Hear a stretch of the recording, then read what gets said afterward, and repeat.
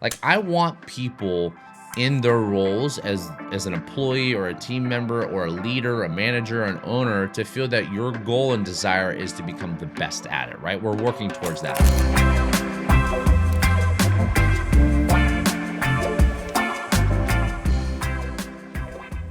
All right, what is up? We are talking about rebuilding your relationship with work. So, episode 5 is kind of a little bit of a follow up to episode 4.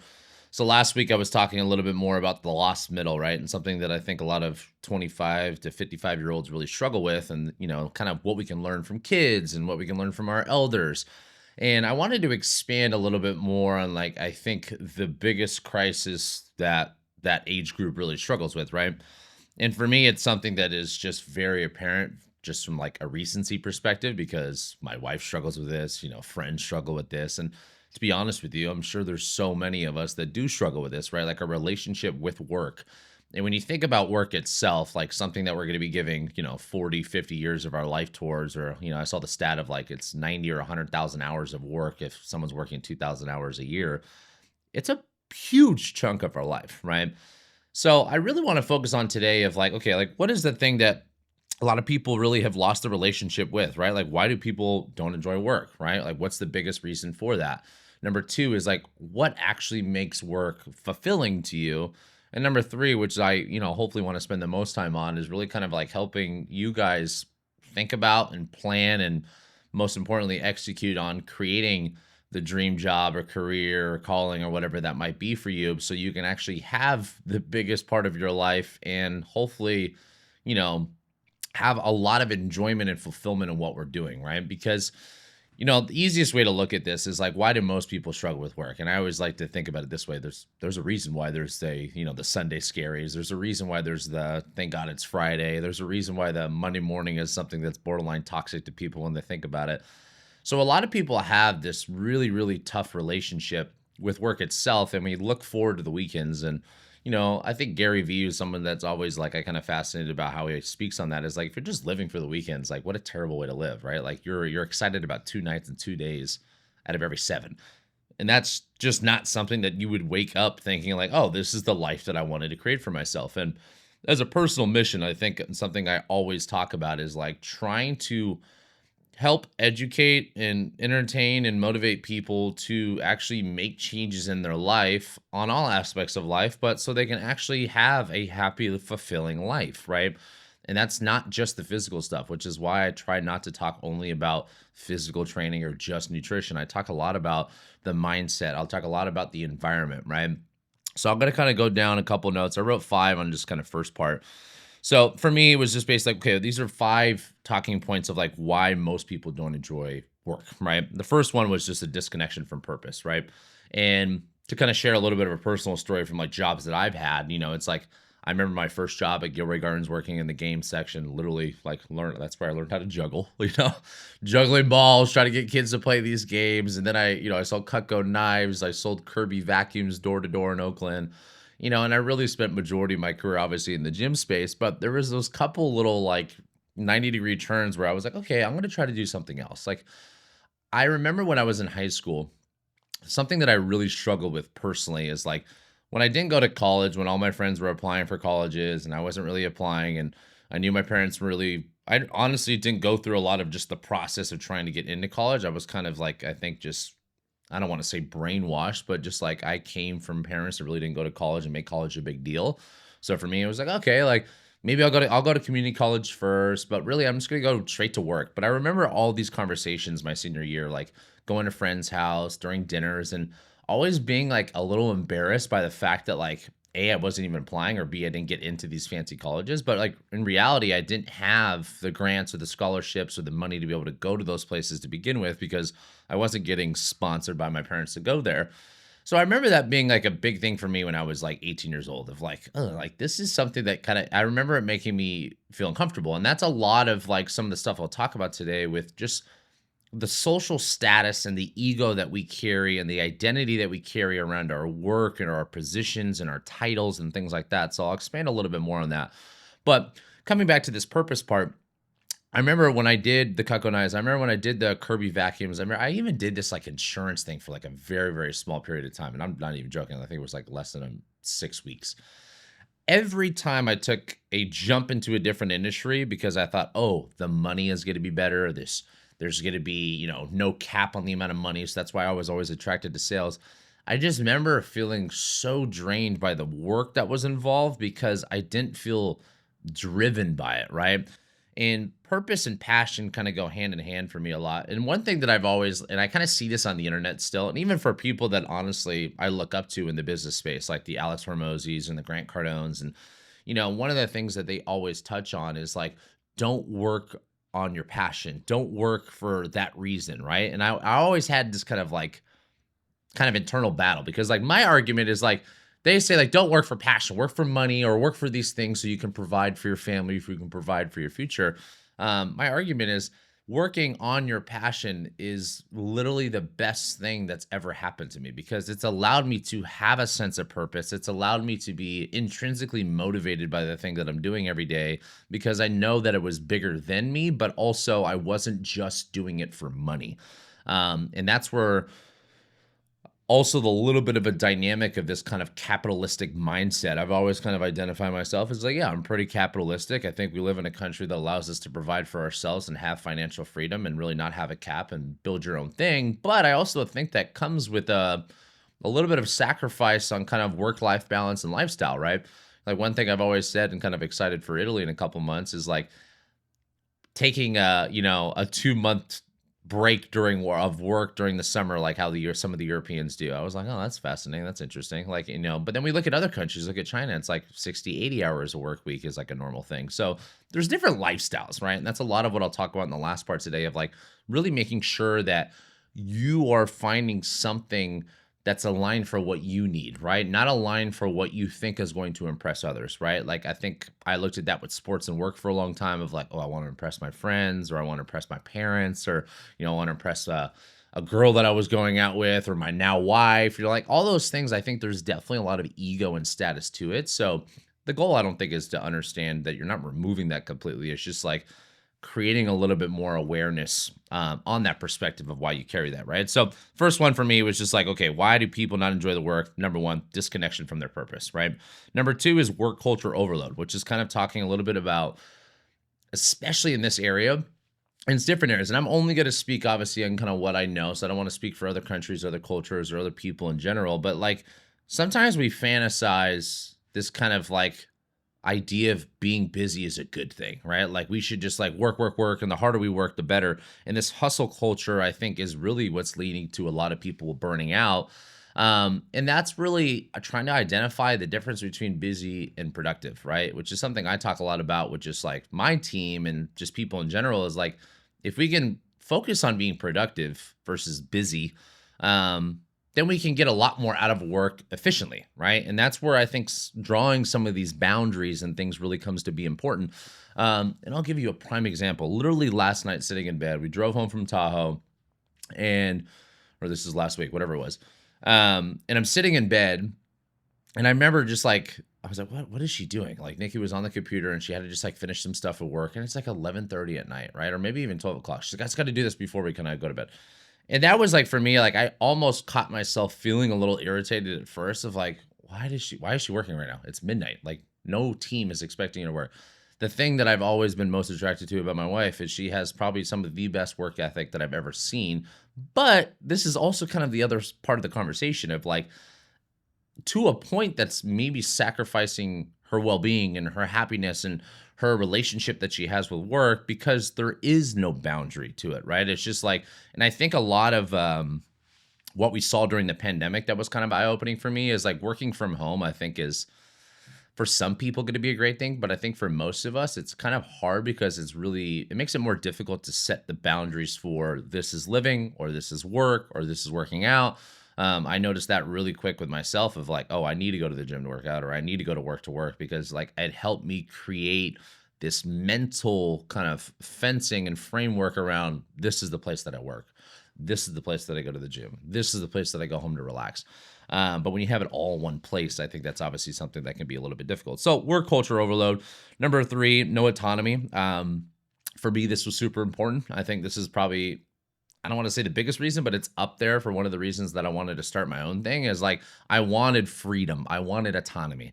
And I think about this with like the relationship between being rich versus being wealthy, right? Like being rich can be considered a number, right? It could be a financial target. I think being wealthy is like having enough of the resources that you need to have the freedom to do whatever the fuck you want. And that for me is like true wealth, right?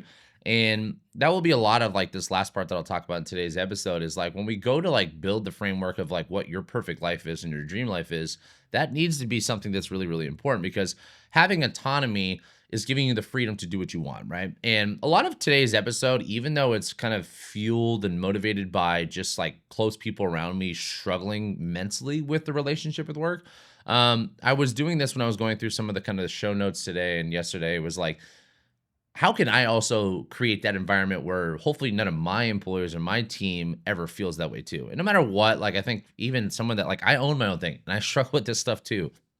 So I don't want to say it like it's something that just doesn't exist in certain positions. It exists in every position and every title.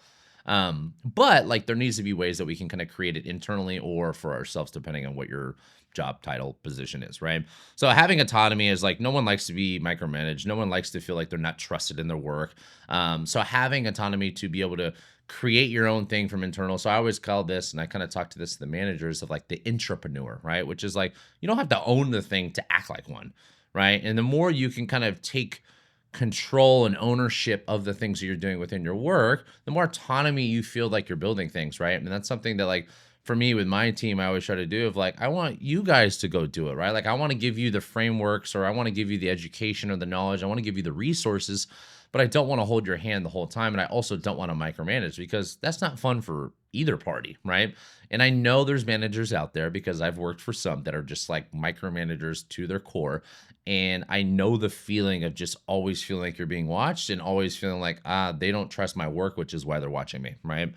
Number 4, mismatch of values. Huge one. I think even more so now than ever. I just think of kind of where society has gone, which I think is a good thing, right? I think like being aligned for the values of who you work for or the company you work for or the job that you work for or the role that you have, when those values are aligned, it kind of fills back into this kind of passion purpose kind of part of the conversation, right? So I think having an alignment for values of like when you work for something you don't believe in, you start to develop the resentment around it, right? Because then you're doing it for the money, you're doing it for the job, you're doing it for whatever it might be, right? So that was number 4.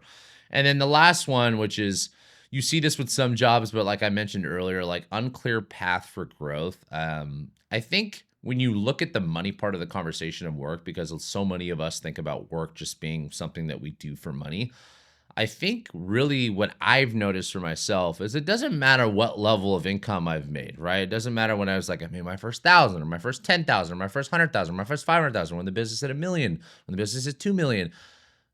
The money obviously was going up, but how I felt necessarily like the needs and what I was using it for didn't change. What really made me excited or what gave me that little dopamine hit was this idea of progression, right? Like I had something that I was continually growing towards, right? I was progressing in my role, I was progressing in my business, I was progressing personal development wise, I was progressing in my relationship. So when there's no roadmap, when there's stagnation, we just tend to start to feel checked out, right? Like I think we need to have this roadmap of like I am working towards something.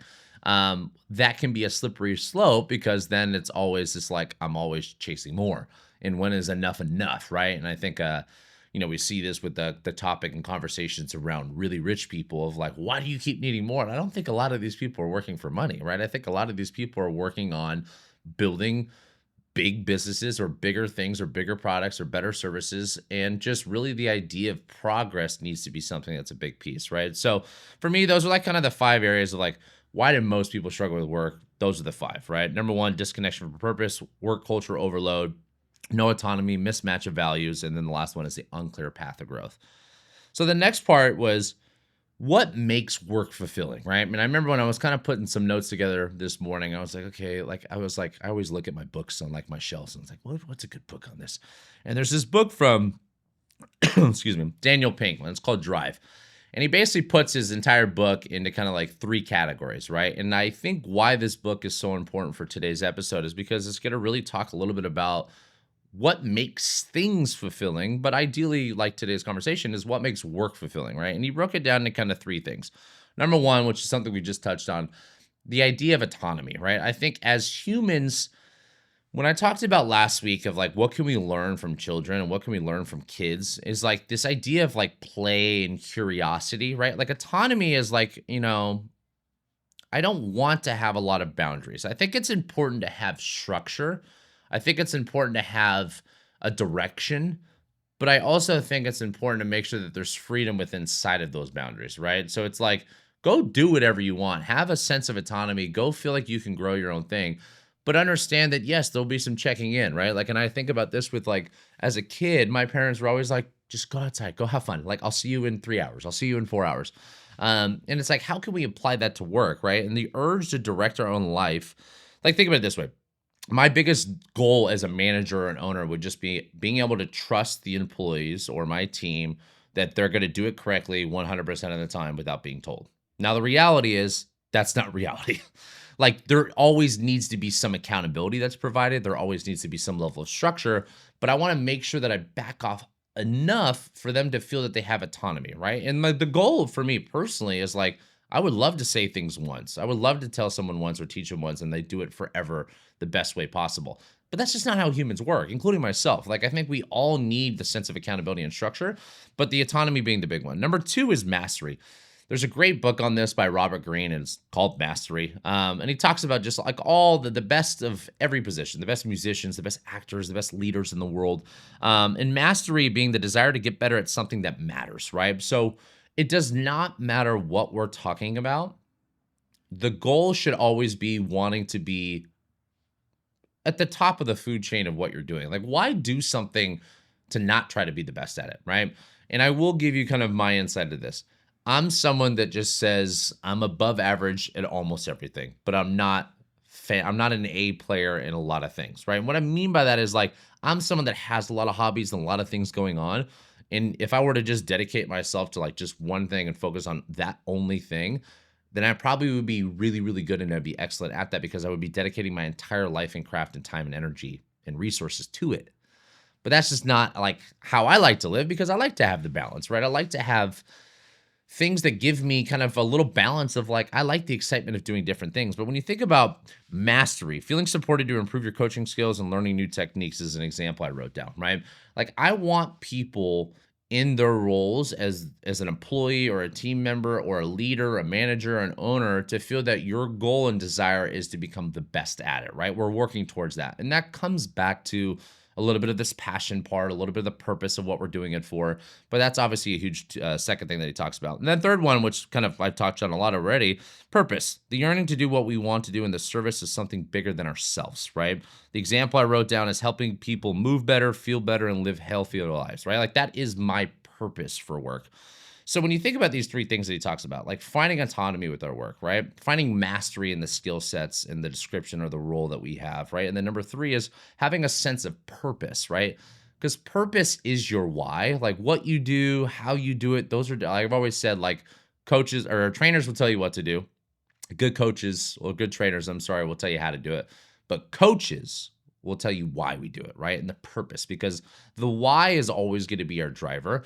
And this is why in this last part that I'll touch on, like in the last section of today's episode, like finding something that has purpose or finding something that really gives you a strong sense of why is going to be one of the most important things to the job selection of what you do for a living. Because if you go into your job every day without a sense of purpose, of course, it's easy to become a 9 to 5. Of course, it's easy to be a person that collects a paycheck.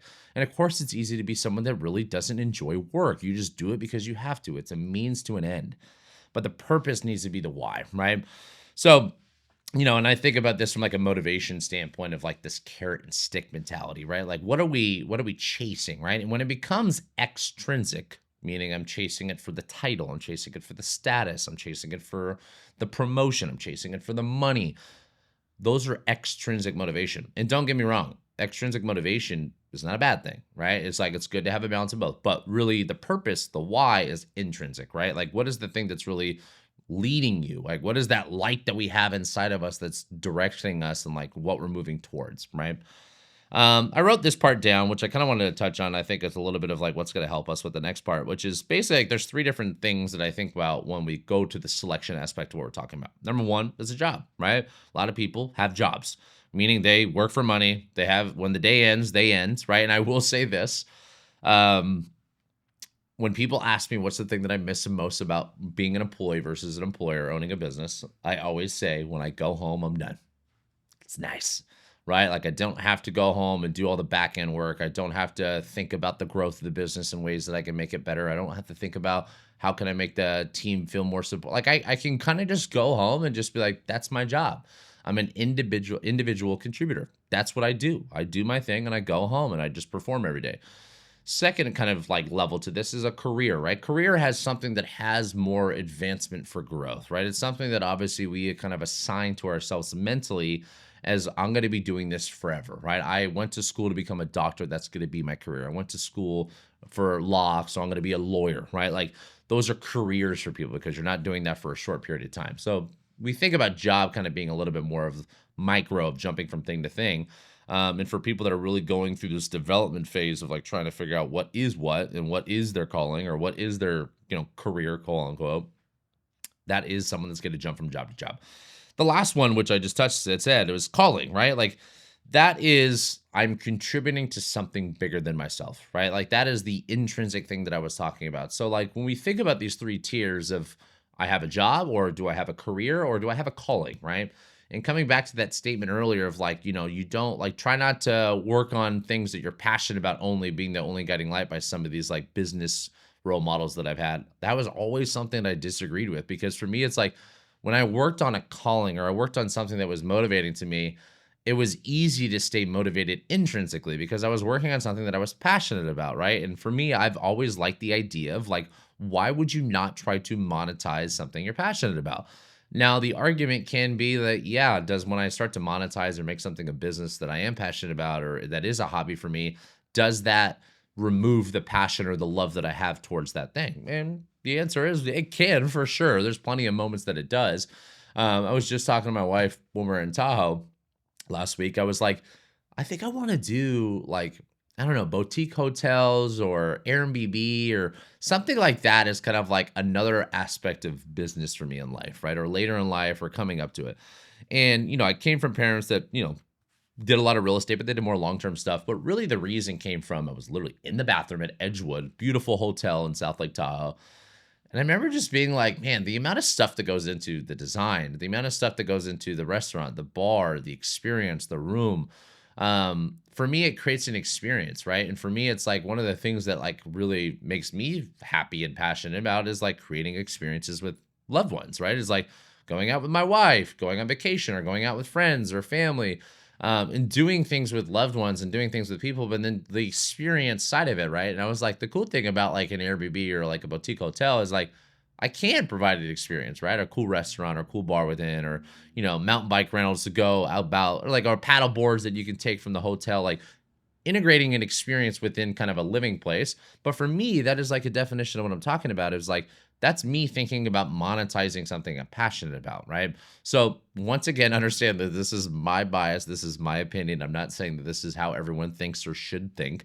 I'm just sharing kind of my experience of like, I am somebody that is very passionate about my work. I am somebody that does not get Sunday scaries. I look forward to Mondays. The weekends are no different than the weekdays. It's like, I do enjoy what I do, right? And like, so for me, it's like I'm sharing something based off my opinion on what I think works because I feel like it works for me. So now let's talk about the big part, right? How do I rebuild a better relationship with work? So I wrote down a handful of things. Like, okay, number one, there's need to be some mindset shift. Number two, I put down some steps. Number three, I put down some like daily habits to kind of like break up work and maybe kind of add some little boundaries. But the first thing I want to do before I even wrote down like some of the notes is I want you guys to think about what work really means for you. Like, are you working for money? Are you working for status? Are you working because it's something you're passionate about? Like, what does work really mean for you? Number two, what does work need to do for you, right? I think a lot of work in the relationship of what we think about tends to be the financial status of it. I remember when I was in, 18 and I was just getting out of high school, I was looking at what are the jobs that pay the most without a college degree. And I remember like air traffic controller kept popping up. I was like, cool, gonna be an air traffic controller. So that was me always at a young age thinking about I look at work as just some way to make money because it's a means to an end, so I can provide for the lifestyle that I want. But I think that's the part that we really need to focus on is what is the lifestyle that you want to live, right? Like when you think about what work means to you, you first need to understand like what is work doing for you, right? For me, because work is such a big part of our lives, I would want to find something that doesn't make it feel like a means to an end. Meaning this, if you're someone that really lives above their means, you're going to need to work for money for your entire life because you're basically always playing catch up, right? Number two, if you're living for a lifestyle because you want to fly first class, you want the fancy handbag, you want to live, stay at the nice hotels, you want to have the bigger house, you want to have the fancy car, then once again, you're going to look at work as a lot of as a monetary point of view, right? Because work for you is going to be the thing that is like providing for that lifestyle. So I think a lot of when we come to pick work, I think the first important thing to really like kind of foundationally build it off is like, what is the lifestyle that you want to create, right? And if that lifestyle is aligned for you, then we really, really have a strong starting point, right? Something I tell my wife is I'm like, hey, baby, like, I want you to feel that like you're supported by me, right? Like I keep trying to encourage her to come work at FL because I'm like, hey, I like the idea of a family business, friends, family working together. Don't get me wrong, I have had plenty of times where I feel like that doesn't really work, but it's my wife, right? And I want to find a healthy relationship where I can work with her on something that is like a communal goal for us together, right? And I also say you don't need to work, right? Like where we're at right now, like I can provide for us enough to find something that maybe is a little bit of a knock and pay for you, but it's something you're more passionate about, right? So, like, I'm giving you kind of our example that, like, the first thing that I think you need to really develop in your head is the foundation of what the lifestyle is and what work is kind of in conjunction to that, right? Like, is work aligned for the goals that you have in your life, right? So, first develop that. Like, what is the lifestyle? What are the things that I want? Those little desires that pop up in your head, write them down, right? And then, like, understand that there is going to be an income level that you need to have, right? Like, if you're not making a lot of money, the lifestyle needs to be pretty minimalistic, right? If you are finding a job that makes a lot of money, great, you can afford to have those things. But then the question is like, when it comes to an income perspective of goal, like, am I doing something that's going to slowly get me there over time that's more performance based? Or am I doing something that's just a big salary that requires a lot of my work time, energy, and stress? And really kind of just like extrapolating, like, what are those pieces to it? Then once you figure that out, like for me, I will preach this to my grave that like, try to find something you're passionate about. Try to find something that feels fulfilling to you, right? Try to find something that gives you purpose, that gives you a sense of mastery and gives you autonomy, right? Like that's the reason why I kind of put that in today's podcast. So let's go over some of the mindsets there first. Number one, stop tying your identity to your title, right? That is an ego thing that is totally normal, but you need to remember that that ego is what's making you stressed out, right? Because your attachment to the title is what's making you stressed out. Your attachment to your income is what's making you stressed out. And the only time and the reason why it's making you stressed out is because you're comparing yourself to others, which is the worst possible way to live, right? And so many of us do it unconsciously without even knowing it, right? And some of us do it consciously knowing it, right? But that was kind of number one. Number two is look for progress over perfection, right? Like I think a lot of us think that like we're going to figure it out right away, right? When I opened up the gym, I thought I was going to be a millionaire right away. I thought I was going to be driving the supercars right away. I am 8 years into the business and I am still figuring it out by a mile, right? Like there's so much stuff that I still have yet to figure out. And I just always need to remember that progress is the biggest motivator, right? And I'll give you guys an example. When I go to work and I just do normal tasks that are just like keeping the business afloat, I don't go home feeling fulfilled. When I go home and, clients made a big progress or, I signed up a new client and they're super stoked about it or, the team member, employee made a promotion or, there's something that just progressed either myself or the business or whatever. Those are the things that give me excitement, right? I know that I'm not going to be perfect. I'm not going to close every deal. I'm not going to have every client have like unreal success on their goals, but I'm just going to focus on just making progress every single day.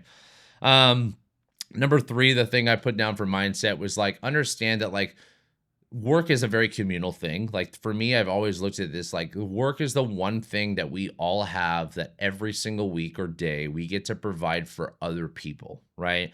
Like even though we're going to work to provide for ourselves and our family as far as income goals or, education, mentality, whatever it might be.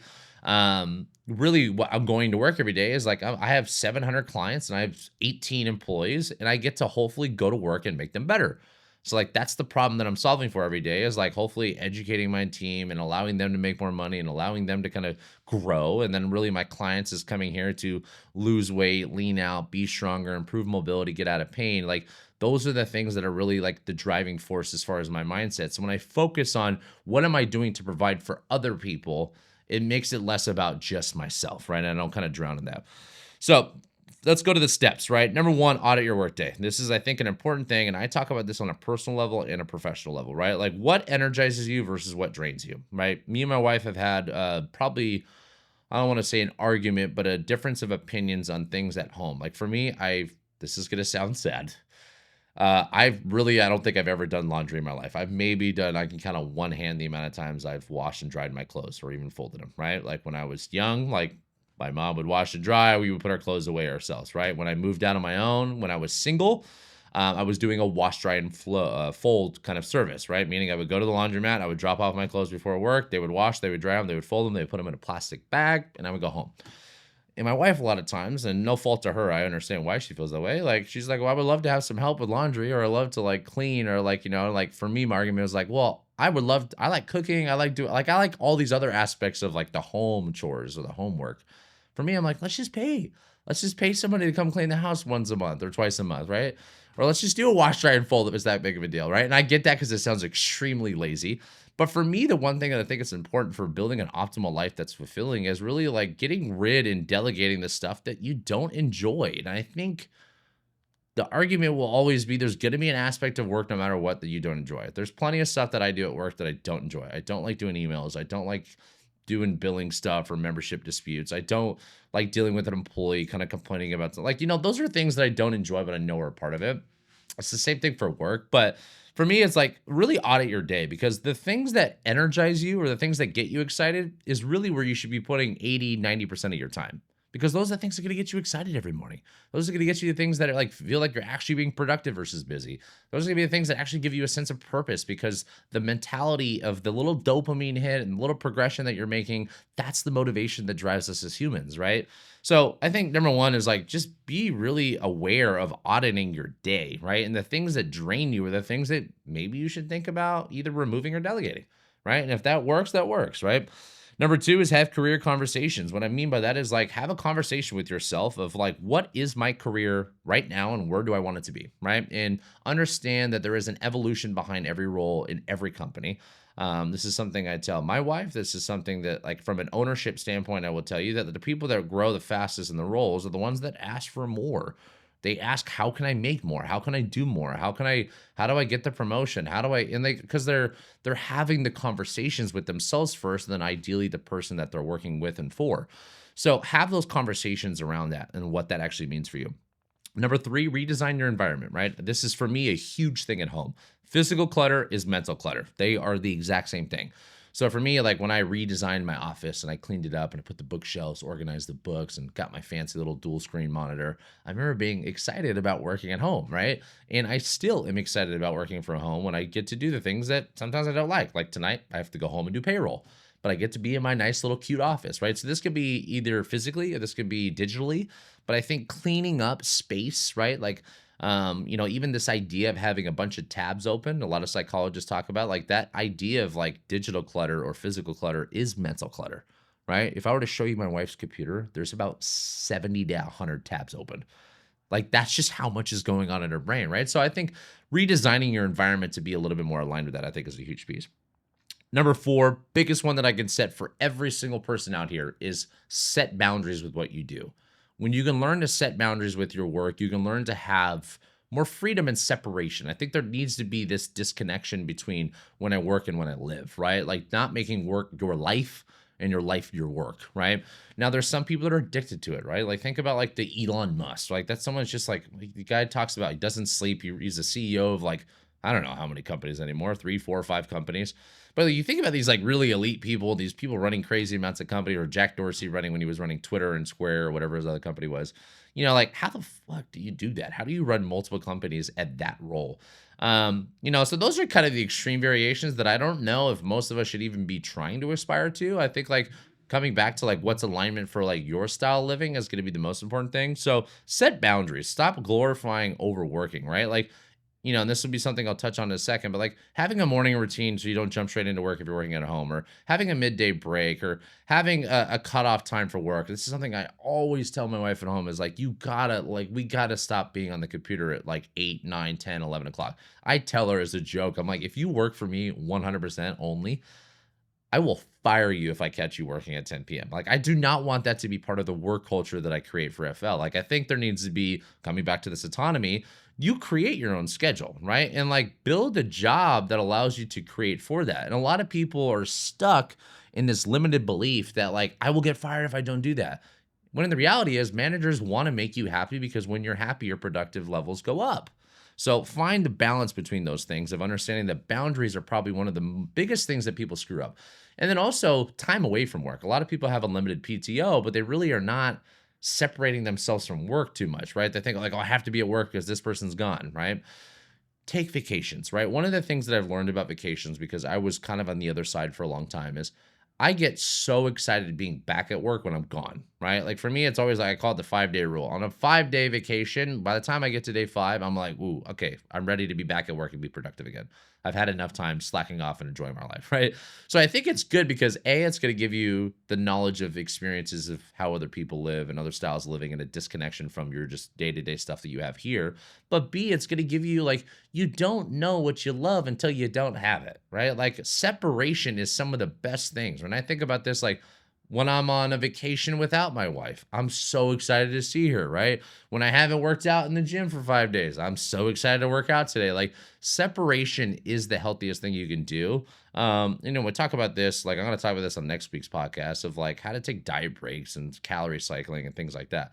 But like breaks should be inputted, right? Like the reason why we have a weekend is that there's a little bit of a break in the week, but take those breaks quarterly or annually or biannually, or set boundaries on the hours that you work, or say, hey, I'm going to work 10 hours, 4 days a week instead of 8 hours, 5 days. Like figure out your lifestyle, right? Next one, micro ownership. Even small improvements give us a sense of control. Like finding things that feel like are done by you and created by you inside of a role or inside of a business if you own it, right? Like having those little things, that ownership gives you a sense of autonomy. It gives you a sense of, oh, I created this myself. I built this myself. And that curiosity and that play within work, I think is so important. Little things to just kind of separate, which I'd start on number one is like, don't jump into work first thing in the morning, right? And I know this is hard. I did it this morning. Woke up at 7 o'clock, grabbed a cup of coffee, straight to work. Doing that every day of the week is a very unhealthy relationship and attachment towards work. Number two, have midday breaks. If you work from home, especially taking a lunch break at home, still behind a computer, is not what I'm talking about. Like go work out, go move, go outside, go on a walk, go do something that's separate from work. Number three, end your day with some reflection, and end your day with a boundary of, this is what I'm doing now at home, right? This is time for the kids, time for the family, time for my husband and wife, time to cook, time to relax and watch TV, time to read, whatever that is for you, right? But have a separation from that. So just remember that, like, at the end of the day, work is always going to be something that's a part of our life. It's a majority of our life. But if you can learn to build something for you that makes you excited every day, you're going to have a drastic change in every other aspect of your life. Because when you enjoy work, you're better at home. You're better as a husband or wife. You're better as a mother or father. You're better at the things that you want to enjoy on a personal level because you actually have time to do them and the energy to do them. So take the time to understand that you have the most control over your life. You do not have to do anything. You get to do whatever the fuck you want. You get to make as much money as you want or as little as money as you want. You get to work 100 hours a week or you get to work 10 hours a week for your lifestyle, for your needs, for your wants. What do you want to create? Pick the job that's most aligned for that, both on the career aspect of it, the calling aspect of it, but then also the lifestyle that you want to live, right? All right, guys. I hope you guys enjoyed that one. That's episode 5. I will see you guys next week. Take care.